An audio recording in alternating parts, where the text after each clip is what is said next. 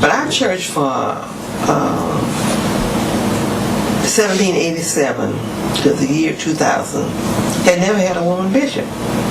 Well, actually, sweetie, you need to mention the fact that Jayme was the first woman to hold a general officership. She was elected as the editor of the AME Church Review in 1984 for the first time.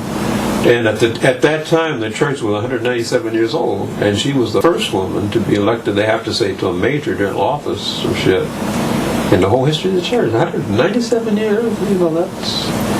So you can imagine, in terms of the hierarchy of our church, you have the general officers, and then of course you have the bishops. The general officers have to run every 4 years. The bishops are elected for life, unless they're unflocked or something bad happens to them. But just imagine that in all those years, almost 200 years old, and Well, they were not ready to do that. No. The bishops had made a decision that they were not going to elect a woman a bishop until the year 2004. Which so they said. I question that. I question that. But they said 2004 because in 2004 we will have 7 or 8 bishops retiring, and their feeling was there'll be a lot of openings, and so this is the time you can. But I had decided with a lot of other people that this was it. The it's year late. 2000 it's time. It was time. Let's do it. It was time. Yeah, and so I worked with a women in ministry with a Connection Lay organization, and developed a special resolution to elect a woman.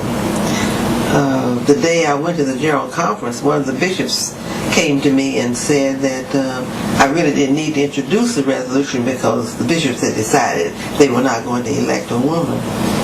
And my only response was that was not acceptable.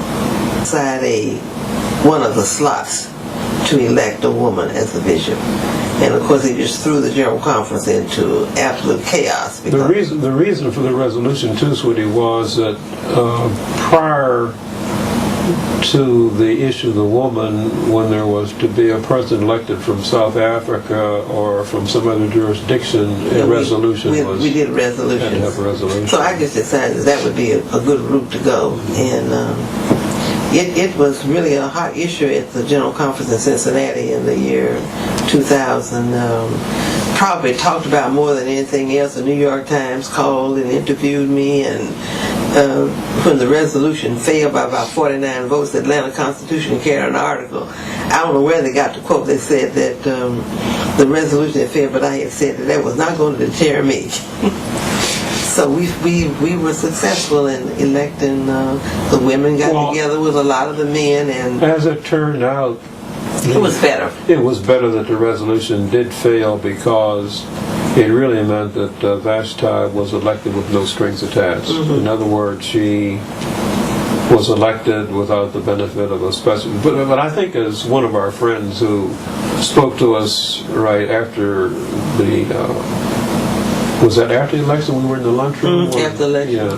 But his expression was that it was a catalyst. Yeah, he said that your resolution was a catalyst, that made it possible.